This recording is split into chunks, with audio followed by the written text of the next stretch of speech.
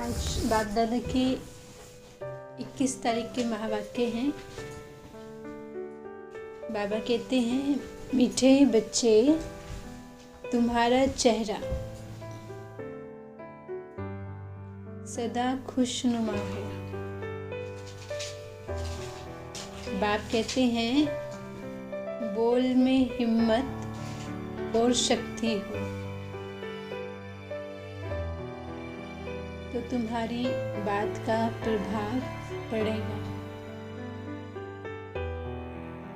बाबा ने कहा, तुम्हारा चेहरा सदा खुशनुमा हो, बोल में हिम्मत और शक्ति हो तो तुम्हारी बात का प्रभाव पड़ेगा। बाप दादा प्रश्न पूछते हैं, कौन सी ड्यूटी व कर्तव्य बाप का है, मतलब भगवान का है, जो कोई मनुष्य नहीं कर सकता। भगवान की ड्यूटी है जो देहधारी नहीं कर सकते। बाबा कहते हैं कि विश्व में शांति स्थापन करना व पतित सृष्टि को पावन बनाना। पूरे विश्व में शांति हो और सभी पतित से पावन बन जाएं, यह ड्यूटी भगवान की है, बाप की है। कोई भी मनुष्य विश्व में पीस कर नहीं सकता है। बाबा ने कहा, भले कॉन्फ्रेंस आदि करते हैं कि विश्व में शांति हो, ऐसे कॉन्फ्रेंस करते हैं, बड़े बड़े देश करते हैं, लेकिन शांति स्थापन तब हो सकती है जब पहले जीवन में पवित्रता रहे। शांति का आधार है पवित्रता। बाप कहते हैं, प्योरिटी से ही पीस और प्रॉस्पेरिटी मिलती है।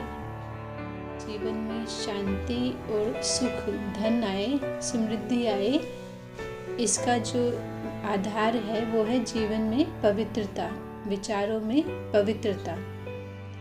भगवान बाप आकर ऐसी पवित्र दुनिया स्थापन करते हैं जहाँ पीस होगा। ये किसका काम है? भगवान का, बाप का। और इसका आधार क्या है? जीवन में पवित्रता। गीत है, तुम ही हो माता, पिता तुम ही हो। ओम शांति। बाबा ने कहा कि बच्चों ने किसकी महिमा सुनी? भगवान बाप की। ब्रह्मा की सुनी, सरस्वती की सुनी या शिव की सुनी? शिव बाबा की सुनी।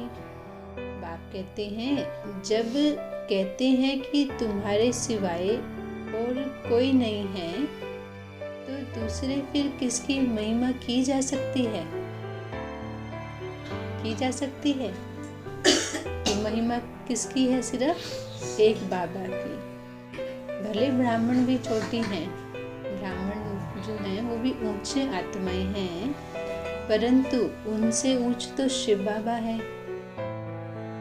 उनके सिवाय और कोई की महिमा नहीं है।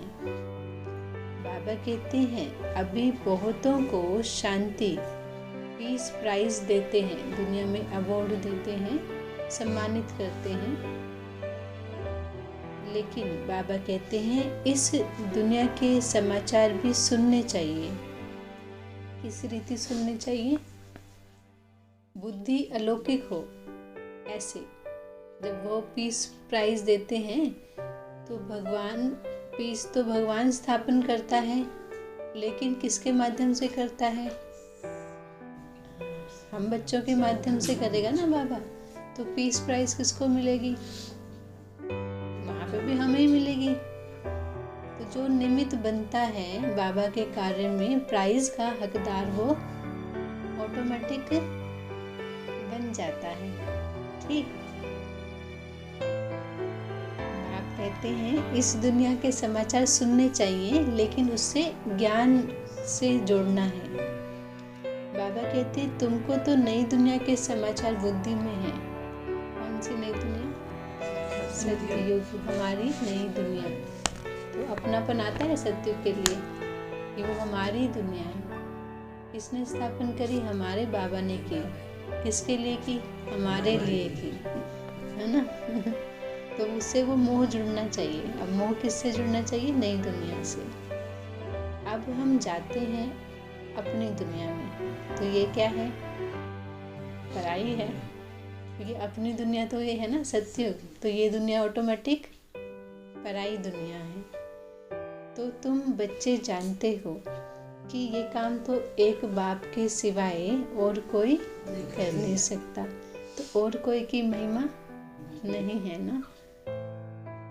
बाप कहते हैं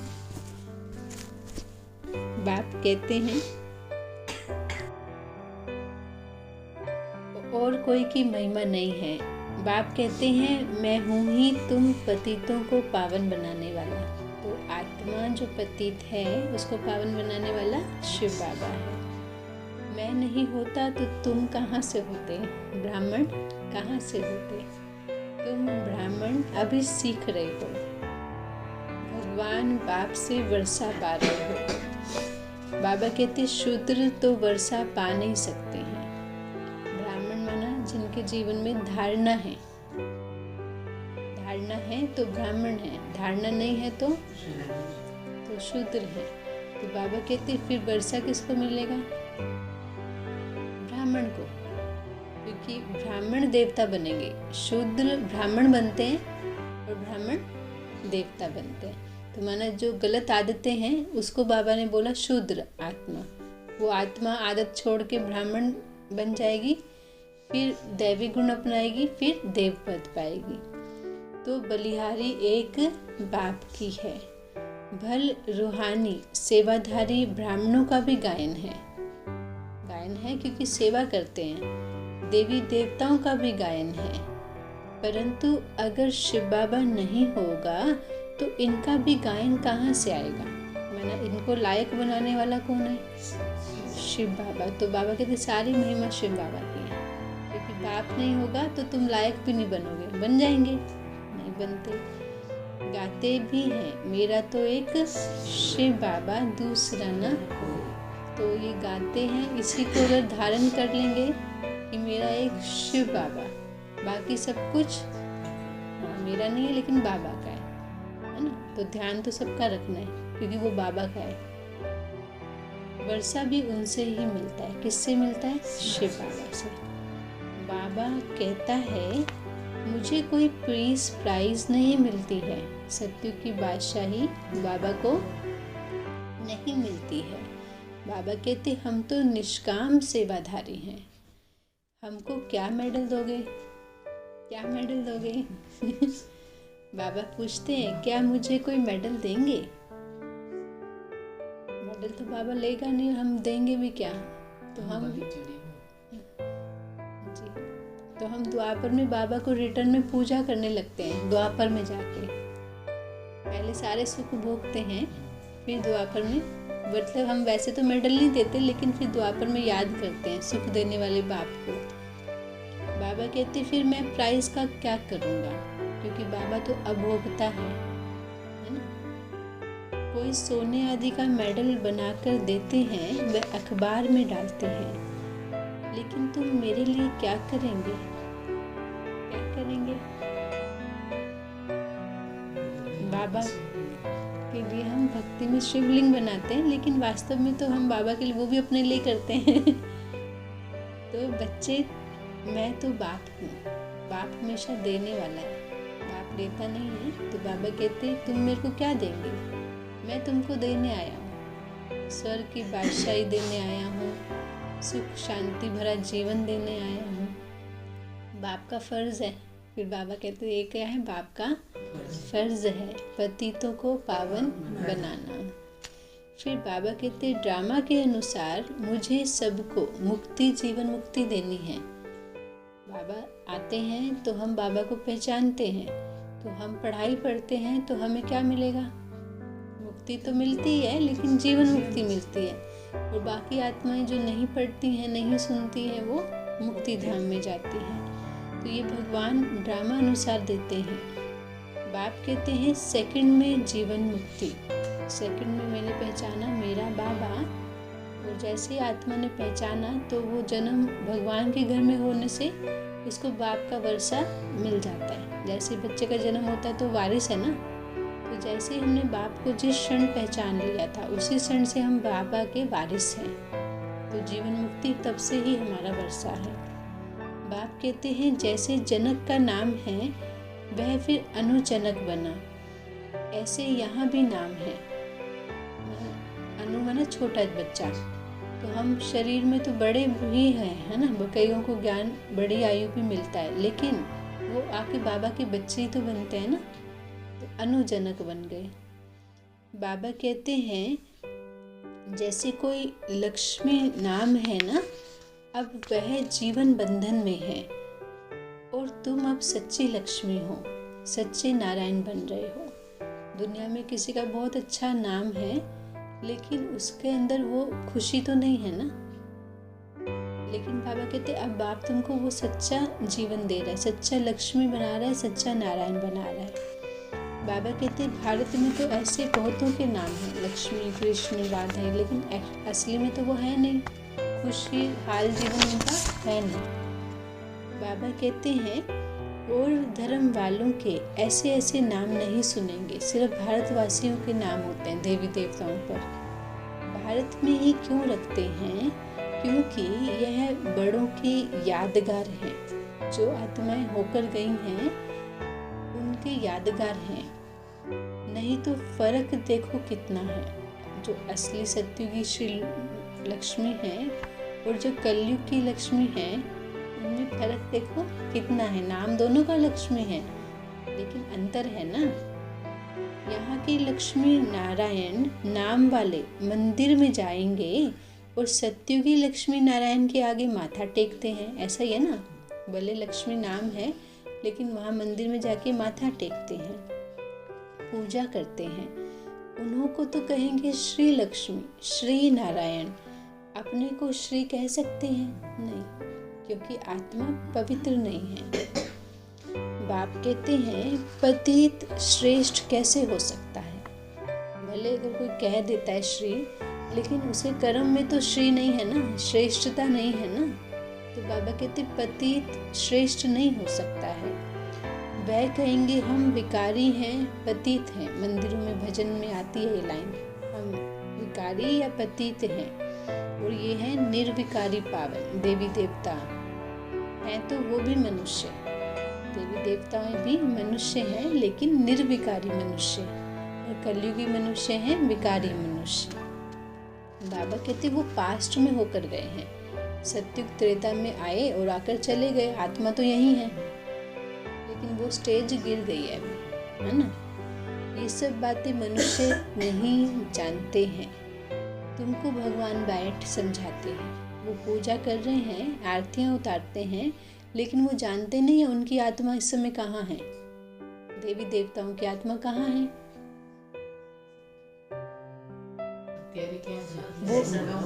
वो आत्माएं भी साधारण जीवन में आ गई ना, तो आप ही तो हो ना, यहीं तो बैठी हो ना। क्योंकि शरीर बदलता है, नाम बदल गया, चोला बदल गया, है ना, आत्मा की स्टेज बदल गई।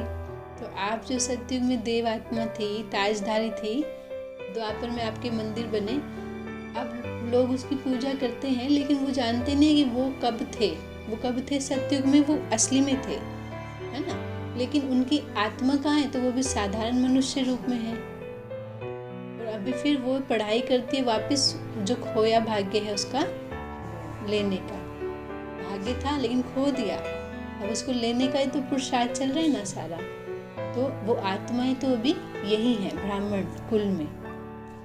बाबा कहते हैं ये बातें मनुष्य नहीं जानते हैं, पूजा करते हैं लेकिन जानते नहीं। तुमको कौन समझाते हैं? भगवान बाप बैठ समझाते हैं, क्योंकि ये आत्माओं की बात है और आत्माओं का पिता जानता है ये सारी कहानी। आत्माओं की कहानी आत्माओं का बाबा बैठ के बताते हैं और हर प्रकार के डायरेक्शन भी देते हैं। सुबह उठने से लेकर कैसे विचार आने चाहिए, कैसी दिनचर्या होनी चाहिए, ये डायरेक्शन कौन दे रहे हैं? हमारा बाबा हमको दे रहे हैं। अब विराट रूप का चित्र भी जरूर होना चाहिए। देवताएं ही अंत में आकर क्या बन गए? शूद्र बनते हैं।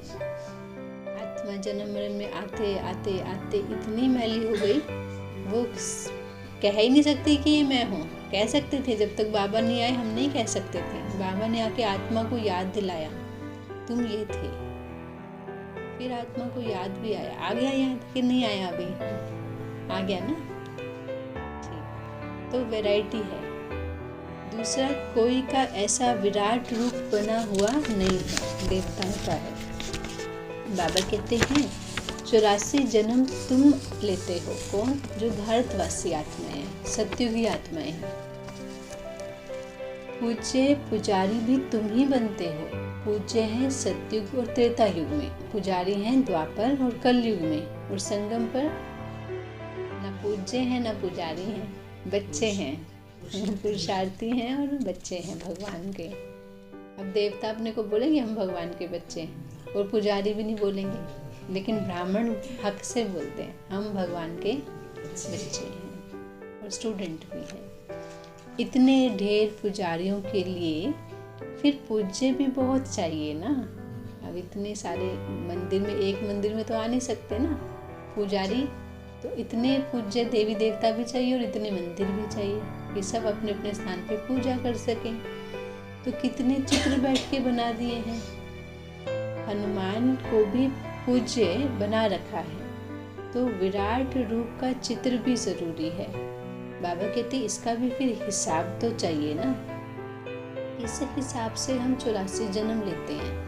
आत्मा ने लिए, लेकिन किस हिसाब से लिए? तो सीढ़ी के चित्र में ना, कि सत्युग में हमने 8 जन्म लिए, 150 वर्ष की आयु थी, त्रेता में फिर 12 हैं, द्वापर में 21 और कलयुग में 42। तो ये हिसाब बैठ के बनाया है ना। ऊपर में चोटी भी जरूर देनी पड़ी। विष्णु का रूप भी ठीक है, क्योंकि प्रवृत्ति मार्ग है। विष्णु जो हैं 4 हाथ दिखाए हैं उनको, तो वो दिखाया है, बाबा कहते हैं वो ठीक चित्र दिखाया है, क्योंकि सत्युग में श्री लक्ष्मी और नारायण प्रवृत्ति मार्ग है ना, इसीलिए विष्णु के चित्र को बाबा ने कहा ठीक है। ब्राह्मणों की चोटी भी क्लियर कर बतानी चाहिए। जो चोटी ब्राह्मण हैं वो संगम युग पर हैं, छोटा सा संगम युग होता है, और ब्राह्मणों की चोटी भी वो संगम युग पे जो ब्राह्मण भी थोड़े हैं और समय भी संगम युग भी छोटा है, और वो सत्युग से पहले का समय है, सत्युग से पहले, इसलिए सबसे ऊपर चोटी दिखाई ब्राह्मणों की। वास्तव में बाबा को प्राइज कुछ नहीं मिलता है। बाबा कहते हैं चित्र इतना बड़ा बनाना चाहिए जो उसमें लिखत भी आ जाए। ये तो सेवा अर्थ की, औरों को समझाने के लिए चित्र बने, तो उसमें ये चित्र के बारे में भी लिखत आए, है ना। यहाँ पे जो चित्र हैं वो ज्ञान युक्त चित्र हैं। मतलब ये चित्र बना है तो इसमें क्या शिक्षा है, इसमें क्या समझ है, वो सब लिखना है। समझाने तुम बहुत सहज दे सकते हो। कोई भी चित्र में किसी को हम समझा सकते हैं ना, तो बाबा कहते सहज है। बाबा कहते वास्तव में बाबा को प्राइज कुछ भी नहीं मिलता है, प्राइज तो तुमको ब्राह्मणों को मिलती है। प्योरिटी, पीस और प्रोस्पेरिटी का राज्य तुम ही स्थापन करते हो। तुमको किसको भी कह सकते हो हम यह स्थापना कर रहे हैं, कह सकते हैं, लेकिन हमारे में वो गुण दिखने भी चाहिए, दिखने चाहिए ना। हम शांति स्थापन कर रहे हैं तो मेरे अंदर शांति दिखनी तो चाहिए ना, मेरे व्यवहार से, मेरे बोल से। पवित्र दुनिया स्थापन कर रहे हैं तो मेरी दृष्टि से वो पवित्रता की अनुभूति होनी चाहिए। बाप कहते हैं हम जो इतनी सर्विस करते हैं उनकी प्राइज हमको मिलती है। क्या प्राइज मिलती है? इतनी आत्माओं को बाबा का संदेश दिया, इतनी आत्माओं की सेवा करी, तो क्या प्राइज मिलेगी? विश्व की बादशाही। तो बाबा ने कहा कितनी अच्छी समझने की बात है ना? समझने की बात है, सुनने की बात नहीं है। अंदर मन मेरा बुद्धि समझे कि बाबा मुझे क्या समझा रहे हैं। बाबा कहते हैं बाकी यहाँ किसको पीस प्राइज क्या मिलेगी? कलयुगी जो मनुष्य प्राइज देते हैं वो क्या मिलेगा? उसका और उसके अंतर में तो कितना अंतर है। तो कौन सा प्राइज चाहिए? शिव बाबा वाला प्लीज प्राइज चाहिए ना, कलयुग वाला नहीं चाहिए। तुम लिख सकते हो कि हम प्योरिटी, पीस, प्रोस्पेरिटी 2500 वर्ष के लिए स्थापन कर रहे हैं। कितने वर्ष के लिए कर रहे हैं? 25 और किसकी श्रीमत पे? परमात्मा की। अपनी मत पे कर पाएंगे? नहीं। लेकिन अभी क्या होता है, मन मत श्रीमत में मिक्स होती है, इसीलिए कहते हैं होना तो ये चाहिए बट हो नहीं रहा है। क्यों नहीं हो रहा है? क्योंकि श्रीमत पे नहीं चल रहे। तो ये ऐसा होता है, मतलब हम सोचते हैं वो श्रीमत है लेकिन उसमें कभी मनमत मिक्स होती है। परंतु बच्चों को इतना नशा चढ़ा हुआ नहीं है। प्राप्ति बहुत ऊंची है, भाग्य बहुत ऊंचा है, लेकिन उसकी खुशी जो होनी चाहिए वो अनुभव में नहीं है। नशा किसको चढ़ेगा? क्या शिव बाबा को नशा चढ़ेगा? चढ़ेगा क्या? वो तो जाएगा नहीं सत्युग में, तो उनको तो नहीं चढ़ेगा। बाबा कहते हैं जिनको पूरा नशा चढ़ता है ना, वो उस नशे से ही समझाते हैं, मतलब वो उस खुशी से, उस उमंग से समझाते हैं, क्योंकि उनको पता है ये जो मैं सेवा करता हूँ उससे मुझे इतना बड़ा भाग्य मिलना है। तो वो सेवा करते हुए उनको थकावट नहीं महसूस होगी। क्या महसूस होगी? खुशी। जैसे व्यापारी का सामान बिकता है तो उसको थकावट होती है कि खुशी होती है? खुशी होती है ना। वो कहेगा मैं थक गया, आज तो मैंने हजार ग्राहक अटेंड किए, कहेगा? कहेगा क्या? तो यहाँ कौन सा व्यापार है? ज्ञान रत्नों का, गुणों का, शक्तियों का। तो जितनी आत्माओं को हम ये ज्ञान रत्न का दान करेंगे या गुण का भी दान करेंगे, शक्ति का दान करेंगे, उतना हमारी कमाई जमा हो जाएगी, तो उसमें अथक हो जाएंगे। वो खुशी होगी तब तो करेंगे। बाबा कहते हैं पहले तो नशा ब्रह्मा को चढ़ता है कि मैं आत्मा जाके कृष्ण बनूंगी। ये नशा किसको चढ़ता है? और हम क्या बनेंगे? तो हम भी देवता तो बनेंगे ना, हम भी बाबा के साथ राजधानी में। तो मैं आत्मा जाके बाबा के साथ खेलूंगी, कृष्ण के साथ मैं आत्मा सत्युग में खेलूंगी। तो ये नशा चढ़ रहा है। इसीलिए शिव बाबा कहते हैं फॉलो फादर, क्योंकि नंबर 1 स्टूडेंट कौन है? हाँ, तो इसलिए बाबा ने स्लोगन दिया फॉलो फादर। तुमको भी इतना ही ऊंचा पुरुषार्थ करके यह बनना है। जैसे ब्रह्मा बाबा ने इतना ऊंचा पुरुषार्थ किया, क्योंकि बाबा ने कहा देखो थोड़ा ही समय, उस समय बाबा 60 वर्ष के थे, तो बाबा ने कहा ये तो शरीर खत्म होना ही है, ये तो निश्चित ही है, निश्चित है ना है, और ये दुनिया भी खत्म होनी है, दोनों ही निश्चित है। तो मना समय तो थोड़ा है और पढ़ाई बहुत ज़्यादा है, तो पुरुषार्थ भी उतना ज़्यादा करना है। तो ऐसे बाबा को अंदर लगन लगी हुई थी, तो ये पुराना शरीर तो मुझे आत्मा को छोड़ के जाना ही है, लेकिन अभी कृष्ण के चोले में जाना है, तो वो गुण तो मुझे इसी जीवन में लाने हैं। तो ब्रह्मा बाबा अपने शरीर में होते हुए भी नहीं होते थे। किस शरीर में होते थे? भी कृष्ण के शरीर में होते थे, और या फरिश्ता रूप में या शिव बाबा के पास देव रूप में। तभी उनको देखते थे तो किसी को बच्चा दिखता था, कृष्ण बाल रूप में दिखता था, क्योंकि वो उसी दुनिया में रहते थे। अभी मैं आत्मा कृष्ण के रूप में जन्म लूंगी, ऐसे। तो इतना ऊंचा पुरुषार्थ, मतलब ये याद रहेंगे तो पुरुषार्थ ऑटोमेटिक होता है। ये बाबा कहते हैं हमको बाप से शिक्षा मिल रही है। अभी हम भगवान के स्टूडेंट हैं और हमें भगवान शिक्षा दे रहे हैं। तुम भी शिव बाबा को याद करो।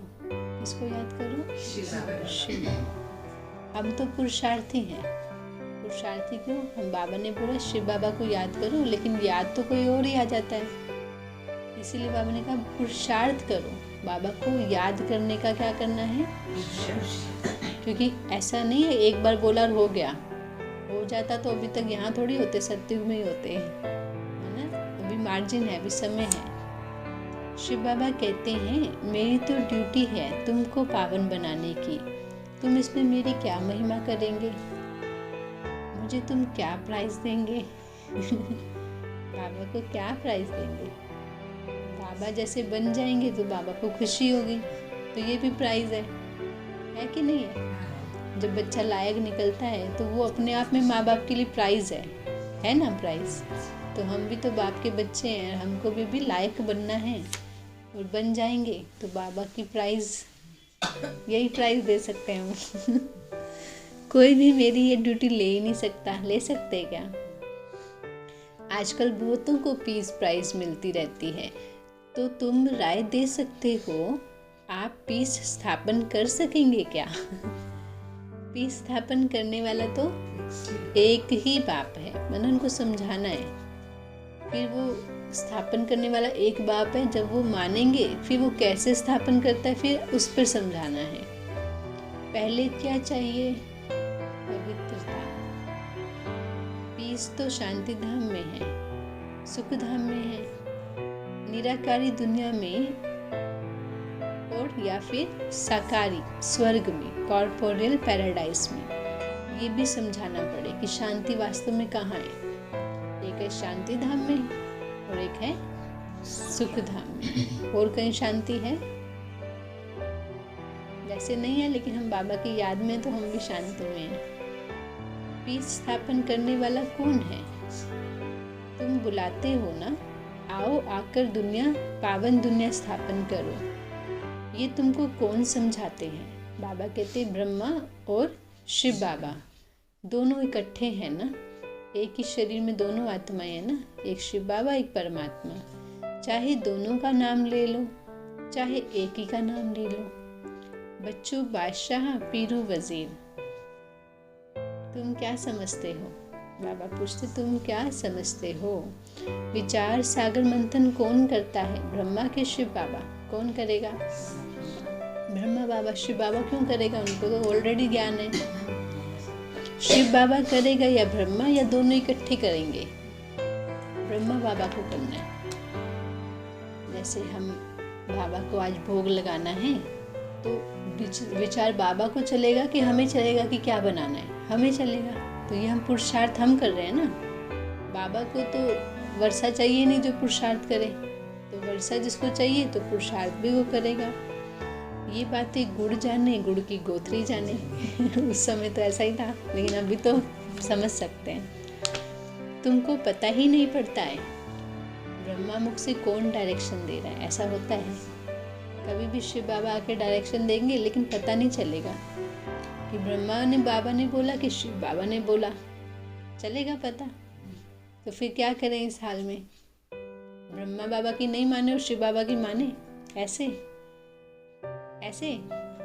दोनों की मानो। हाँ, तो तुमको पता नहीं चलेगा कि डायरेक्शन कौन दे रहा है। लेकिन यही भावना, मतलब उस समय साकार में थे ना, तो बहुत मतभेद भी होते होंगे शायद। लेकिन हमें जो बाबा के मुख से या बड़ी दीदियों या दादियों के मुख से जो डायरेक्शन मिलता है, सब उसको मानते हैं और फॉलो करते हैं। यही श्रीमत है। क्योंकि जो निमित्त हैं, दीदियां हैं, बाबा है, दादियां थे, जो भी सब हैं, वो बाबा ने निमित्त बनाया है। तो भी साकार में बाबा का जो पार्ट है वो दीदियों के थ्रू चल रहा है ना। पालना कौन दे रहा है इस समय? साकार की दीदियों के थ्रू बाबा दे रहा है। तो ये मतलब उस समय की भी बात है और इस समय की भी बात है। तो उनके मुख से बाबा ने बोला कि दीदी ने बोला, ये नहीं सोच के श्रीमत समझ के अगर कोई पालन करता है तो बाबा कहते हैं अगर आपको घाटा भी होगा तो वो किस में बदल जाएगा? फायदे में। तो इसको कहते हैं समर्पित बुद्धि, समर्पित आत्मा इसको बोलते। तो बाबा कहते हैं तुमको कौन डायरेक्शन दे रहा है कि चित्र बनाने हैं, समझाने के लिए, मेला करना है, आज ब्रह्मा भोजन करना है। दीदियों के मुख से भी तो बाबा डायरेक्शन दे रहा है ना। तो उस समय ब्रह्मा बाबा थे तो ब्रह्मा बाबा भी सेवाएं चलती थी। अभी दीदियों के माध्यम से, बड़ी दीदियों दादियों के माध्यम से वही सब चल रहा है। हम जो रूहानी सर्विस कर रहे हैं वो भी ड्रामा के अनुसार। पढ़ने और पढ़ाने वाले कभी भी छिपे नहीं रह सकते।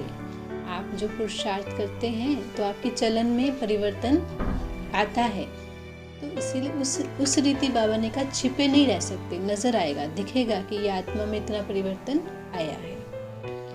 हम बाबा कहते हैं हाँ तूफान तो जरूर आएंगे।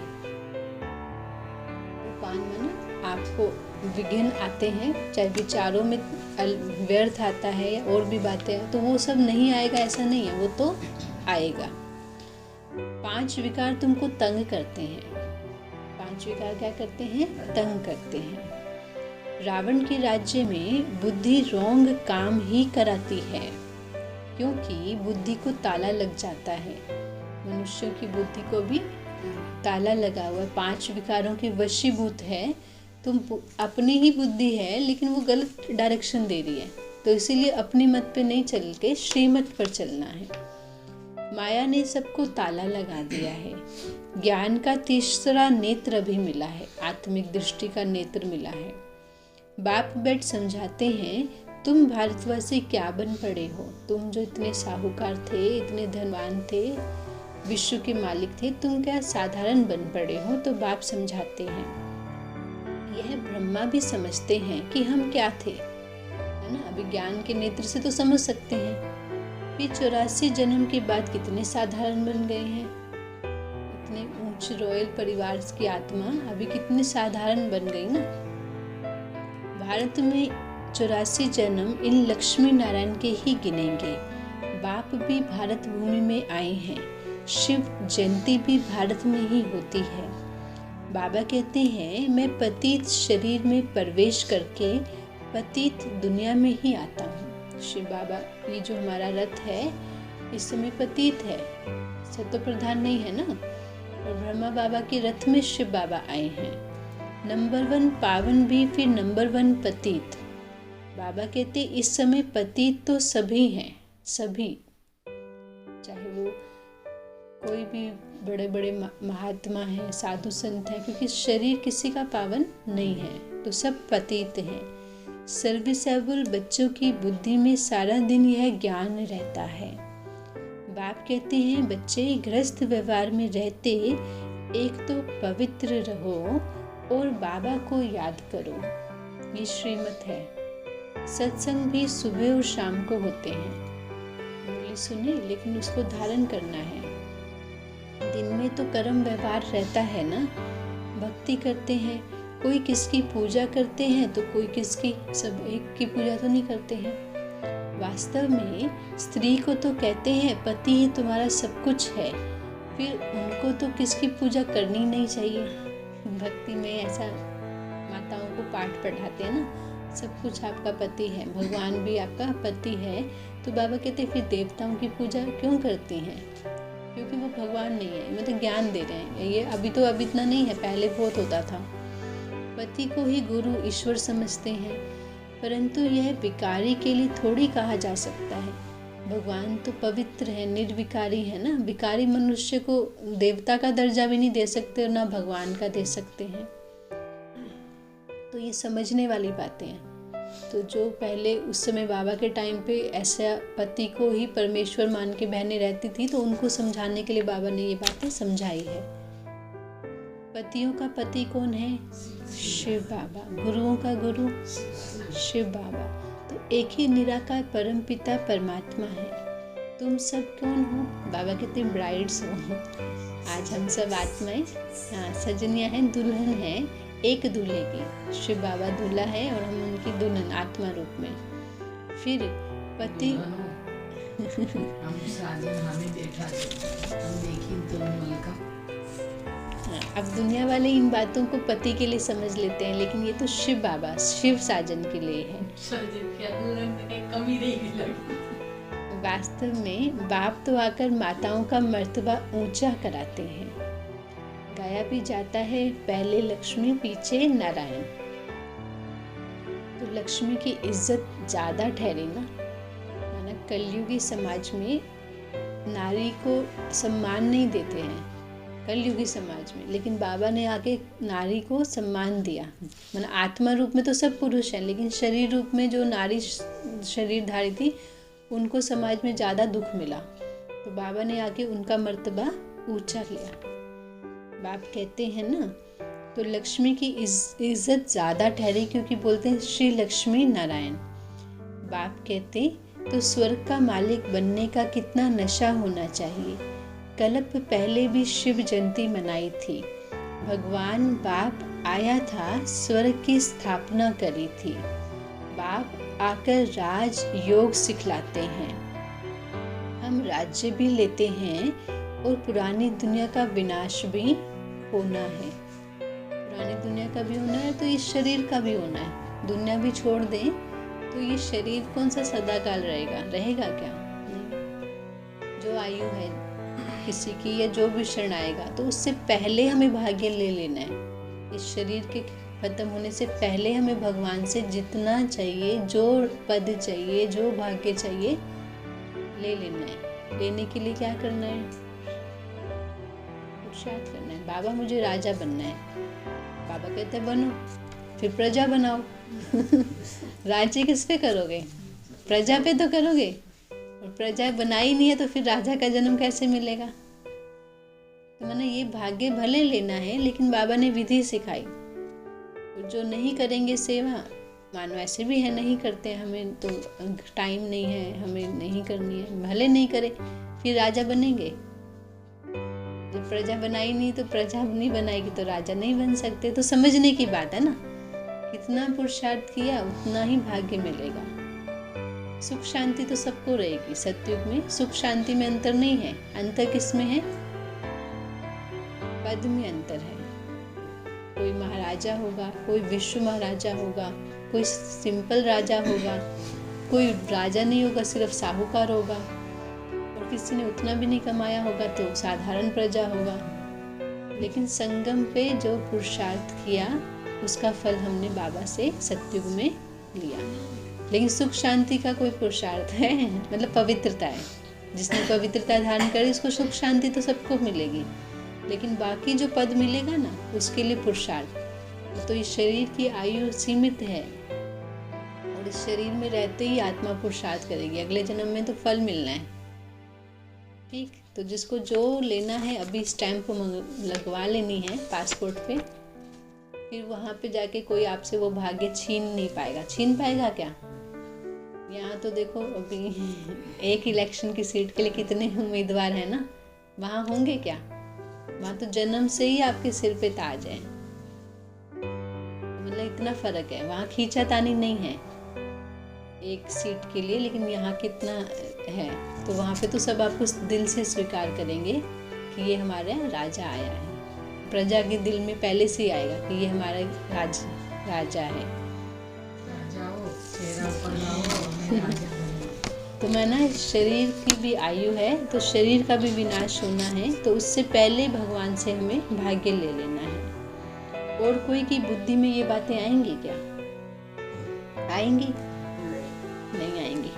ये तो सुनना भी नहीं चाहेंगे, ये सत्य को सुनना नहीं चाहेंगे। कहेंगे कैसी अशुभ बातें करते हैं, जबकि ये सत्य है कि शरीर तो एक दिन खत्म होना है। बाप कहते हैं बुद्धि में ये सब बातें धारणा करनी है। आत्मा अमर है, हमें पता है, इसलिए हमें शरीर का दुख नहीं है, लेकिन बस आत्मा को भाग्य लेना है जीते जी। बाबा कहते बुद्धि में ये बातें धारण रहेगी तो खुशनुमा रहेंगे, अंदर खुशी रहेगी। हिम्मत और शक्ति चाहिए, है ना, उमंग चाहिए। बाबा कहते किसको ज्ञान समझाना है ना तो बोलने की प्रैक्टिस भी करनी होती है। अब बोलने की प्रैक्टिस कौन करेगा? जिसको सेवा करने का उमंग होगा कि मैं किसको कैसे समझाऊं। अभी हम किसी को समझा नहीं रहे, लेकिन हम चित्र के आगे बोलने की प्रैक्टिस कर रहे हैं, तो वो भी हमारा पुरुषार्थ है। करना है ज्ञान रत्नों का दान, करना है, तो उसके लिए बोलने की प्रैक्टिस कौन करेगा? तो हमें करनी है। फिर जो अंदर से आता है ना कि हम किसी के आगे बोल नहीं पाते, वो एक दो बार प्रैक्टिस करेंगे तो बोल पाएंगे। और ये तो रत्न हमें बाप दे रहा है और बाप से लेके हम दे रहे हैं, कोई मेहनत है ही नहीं, है क्या? रत्न नहीं, रत्नों का दान, भाग्यवान आत्मा है, रत्नों का दान कर रहे हो। और अविनाशी रत्न है, बहुत वैल्यूएबल है। बाबा कहते प्रैक्टिस करनी है। बैरिस्टर लोग भी प्रैक्टिस करते हैं। जो बैरिस्टर होता है उसकी ज़्यादा थोड़ी वकालत में जाता है, वो पहले प्रैक्टिस करता है तो अच्छा बन जाता है। जो अभ्यास करेगा उसमें हुनर बढ़ जाएगा, अच्छा हो जाएगा। फिर नंबरवार तो होते हैं ना, कोई अभिनेता भी है तो उनमें किसी को करोड़ों रुपए मिलते हैं, किसी को लाख मिलते हैं, किसी को काम भी नहीं मिलता है, ऐसा भी होता है। तो जो अपने ऊपर मेहनत करता है, अपने अभिनय को सुधारता है, उसकी कितनी दुनिया में मांग हो जाती है, होती है कि नहीं होती है। तो आप ज्ञान रत्न के व्यापारी हो, ज्ञान रत्न देने का तरीका सुधारते जाओ, आपकी मांगनी बढ़ती जाए। तो इसके लिए पुरुषार्थ करना है। बाबा कहते हैं first class, second class, third class. जो पुरुषार्थ करता रहेगा वो फर्स्ट बन जाएगा, जो कभी करेगा कभी नहीं करेगा सेकंड हो जाएगा, और जो बिल्कुल नहीं करेगा उसका तो ऑटोमेटिकली थर्ड हो जाएगा। ऐसा भी होता है ना, हम तो कभी करते हैं कभी नहीं करते हैं, लेकिन कोई है जो हमेशा ही कर रहा है, तो अंतर पड़ेगा कि नहीं पड़ेगा।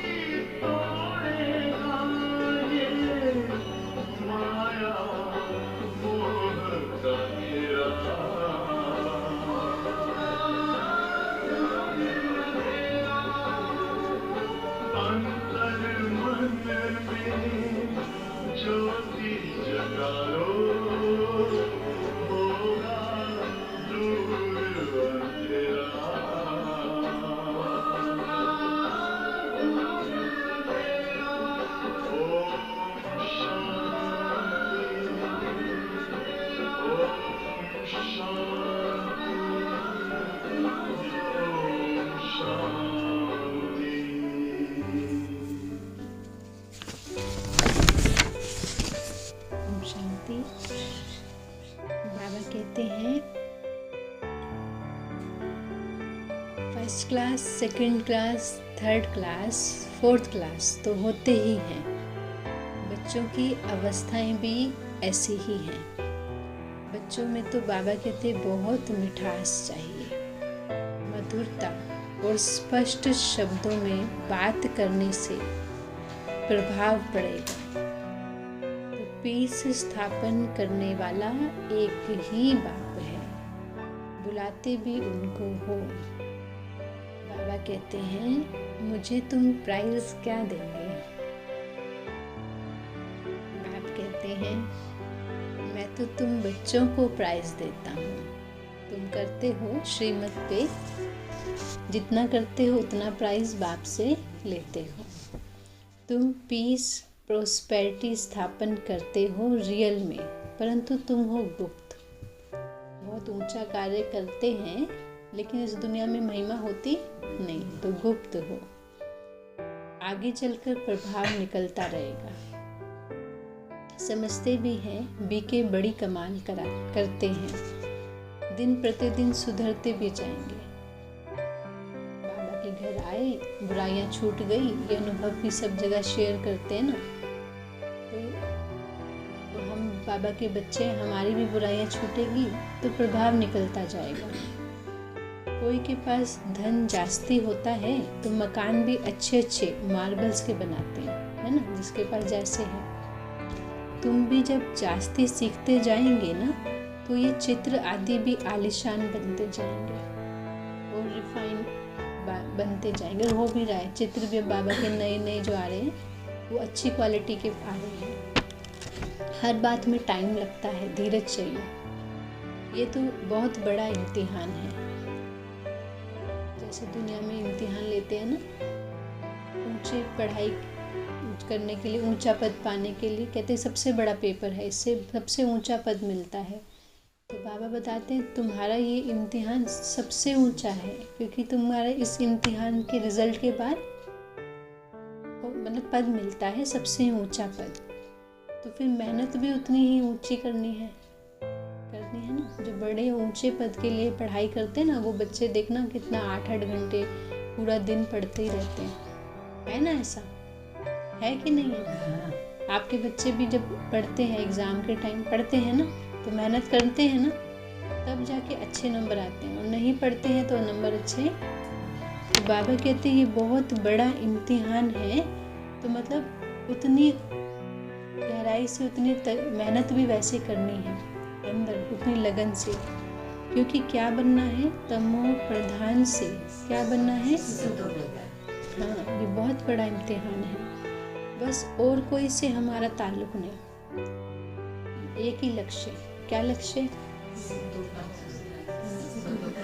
उसके लिए क्या पुरुषार्थ करना है वो सोचना है, वो करना है। बाकी बातों में जानी चाहिए बुद्धि, जानी चाहिए फलाने के घर में क्या हो रहा है, कोई मतलब नहीं, क्योंकि उससे कुछ मिलना ही नहीं है। मिलेगा जिससे जो मिलना है, वहाँ दिमाग लक्ष्य वहाँ होना चाहिए।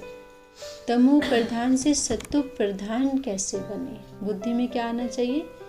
मैं आत्मा जो इतनी गिरावट में आ गई हूँ ना, अभी तमो प्रधान से मुझे सत्व प्रधान बनना है, उसके लिए मैं क्या करूँ, ये चिंता लगी होनी चाहिए। तो यही बनना है। ये फिर युक्तियाँ बाप बैठ के बताते हैं। एक तो शिव बाबा को याद करो, ये युक्तियाँ हैं। बाबा के लिए भोग बनाना ताकि बाबा की याद आए, बाबा के स्टूडेंट बनना, बाबा के बच्चे बनना, बाबा को बच्चा बनाना, ये सब युक्तियाँ हैं सत्व प्रधान बनने की। गीता में भी है मन मना भव। ये क्या है? सत्व प्रधान बनने की युक्ति, कि मन को किस में लगाना है? एक बात में, ये पुरुषार्थ करना है। परंतु इनका अर्थ नहीं समझते, वो बोलते हैं लेकिन उसका अर्थ नहीं समझते। अभी भगवान बाप सम्मुख बैठ के समझाते हैं।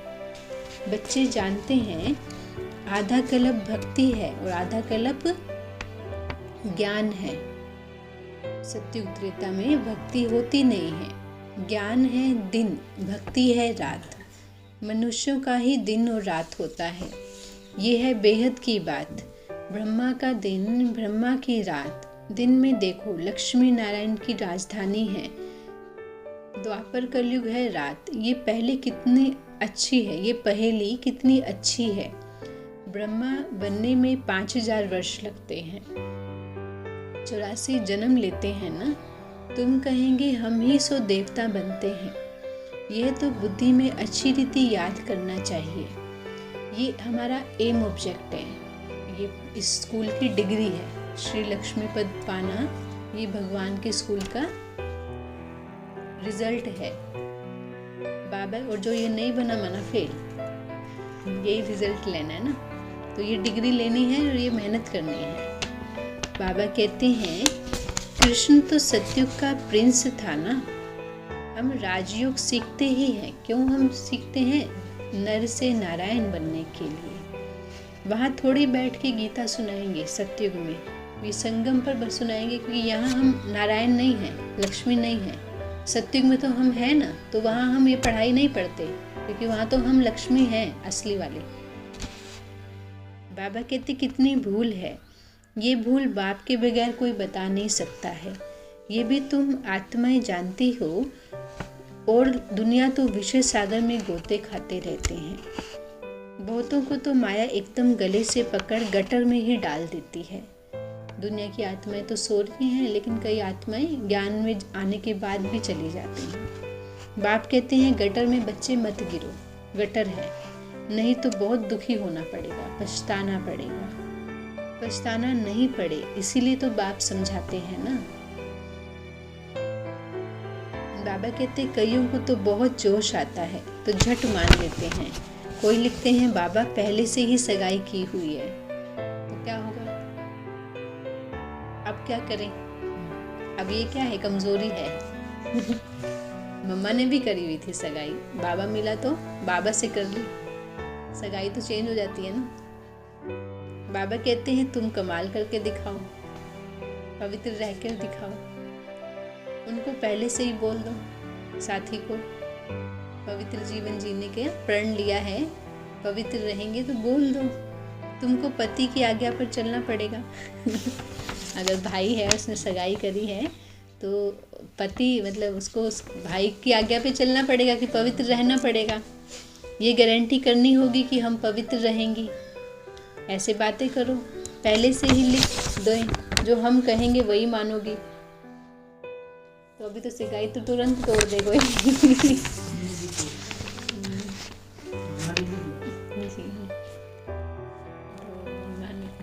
तो मतलब अगर सच लिख कर लो फिर कोई परवाह नहीं, लेकिन कन्या तो लिखवा नहीं सकती है। तो कन्या तो तोड़ देती है। पति मतलब थोड़ी देना है, उनको पुरुषार्थ करना चाहिए, हमको शादी नहीं करनी है। बहनों के लिए तो बाबा ने सख्त बोला है। डायरेक्शन यही है कि पवित्र जीवन में रहना है, कंपेनियनशिप में नहीं जाना है। कन्याओं को तो बहुत खबरदार रहना है। कन्याओं को अच्छा बाप कहते हैं तुमने मुझे क्या समझा जो कहते हो हे पति पावन आओ आकर पावन बनाओ। समझे बाबा किस हक से कह रहा है, तुमने मुझे समझा है क्या? ऐसे नहीं बोलना था, ऐसे बोला तुमने मुझे क्या समझा है। एक तरफ कहते हैं पतित पावन आओ और दूसरी तरफ पतित बनने का सोच। बाबा कहते क्या मेरा यही धंधा है? मतलब ऐसा भी होता है ना, जैसे आप किचन का काम कर रहे हो ना अपना, और आपको दूसरे की हेल्प चाहिए, तो वो कई बार बोलते हैं तुमने मुझे समझ क्या रखा है, मैं फ्री बैठा हूँ क्या? इधर आओ इधर जाओ, वो करो ये करो, ऐसा बोल देते हैं ना। तो आज बाबा ऐसे बाबा तो रमणीक है, तो बाबा कहते तुमने समझा क्या है कि मैं तुमको पावन बनाने आऊँ, पति तो दुनिया में आऊँ, यही धंधा है क्या मेरा? और कोई काम नहीं है। बाप बच्चों से हंसी खुड़ी करते हैं, है तो बाबा का यही धंधा। तुम बुलाते हो बाबा हम तो पतित हो गए हैं, आप आकर हमको पावन बनाओ। बाबा तो पराए देश में आते हैं, ये बाबा का अपना देश नहीं है। हमारा है क्या? अभी हमारा भी नहीं है, ये तो पतित दुनिया है ना।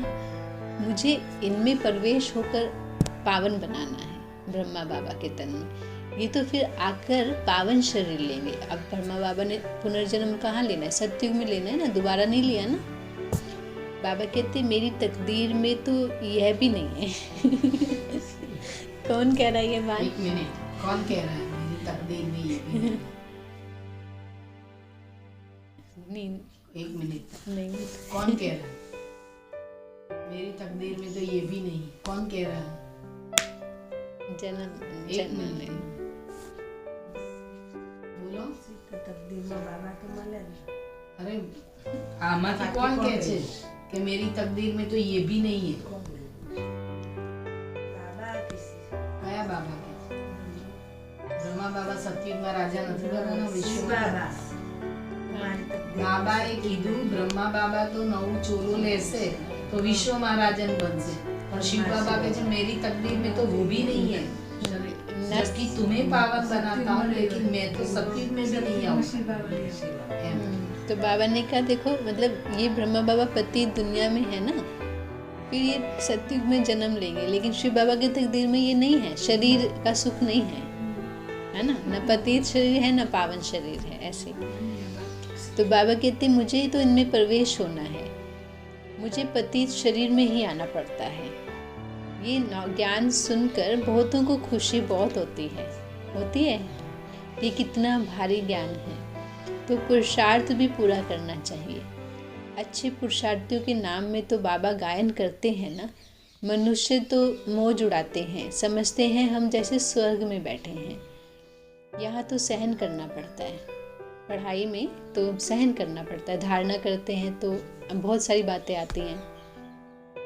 जो बाप खिलावे जो पिलावे जहाँ भी बिठावे अब जिससे आपकी शादी होती है तो वो जैसे रखेगा ऐसे रहना पड़ेगा, तो सहन करते ना। तो जब भगवान को जीवन देते हैं तो भगवान के यज्ञ में भी आपको जैसी भी परिस्थितियाँ आएंगी उसमें रहना है, निभाना है, कदम कदम श्रीमत पर चलना है। फिर मतलब मनमत नहीं आ जाए, मूंझना नहीं है, श्रीमत पर चलना है। अच्छा, मीठे मीठे सिखल दे बच्चों प्रति माता पिता बाप दादा का याद प्यार और गुड मॉर्निंग। रूहानी बाप की रूहानी बच्चों की हो नमस्ते। हम रूहानी बच्चों की रूहानी बाप दादा को याद प्यार गुड मॉर्निंग और नमस्ते नमस्ते। शुक्रिया बाबा, शुक्रिया आपका पद्म शुक्रिया। धारणा के लिए बाबा कहते हैं कि याद शिव बाबा को करना है, फॉलो ब्रह्मा बाबा को करना है। ठीक, साकार में फॉलो जैसे बाबा ने किया, ब्रह्मा बाबा ने ऐसे करना है, लेकिन बुद्धि से याद शिव बाबा को करना है। ब्रह्मा बाप के समान ऊंचा पुरुषार्थ करना है।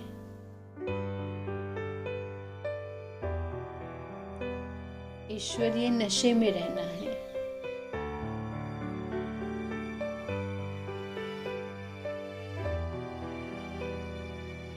बाबा कहते हैं तमो प्रधान से सत्व प्रधान बनना है, बाकी किसी बात की परवाह नहीं करनी है। ठीक, कदम कदम श्रीमत पर चलना है, परवाह करनी है शिव बाबा की श्रीमत की, बाकी किसी बात की बाबा ने कहा परवाह मत करो। तमो प्रधान से सत्व प्रधान बनना है, बाकी किसी बात की परवाह नहीं करनी है, कदम कदम श्रीमत पर चलना है। वरदान है संगम युग पर अतीन्द्रिय सुख का अनुभव करने वाले डबल प्राप्ति के अधिकारी भव। बाबा कहते हैं जो बच्चे संगम युग पर अतीन्द्रिय सुख का अनुभव कर लेते हैं उन्हें सदा शांति और खुशी की डबल प्राप्ति का नशा रहता है, क्योंकि अतीन्द्रिय सुख में ये दोनों प्राप्तियां समाई हुई हैं। अभी आप बच्चों को जो बाप और वर्षे की प्राप्ति है ये सारे कल्प में नहीं हो सकती है, नहीं हो सकती। जो भी पालना मिल रही है ये किसी को नहीं मिलती पूरे कल्प में। इस समय की प्राप्ति अतीन्द्रिय सुख और ज्ञान भी फिर कभी नहीं मिल सकता। ठीक, तो इस डबल प्राप्ति के अधिकारी बनो। स्लोगन, एक दो के संस्कारों को जानते हुए उनसे मिलकर चलना ये उन्नति का साधन है। ओम शांति।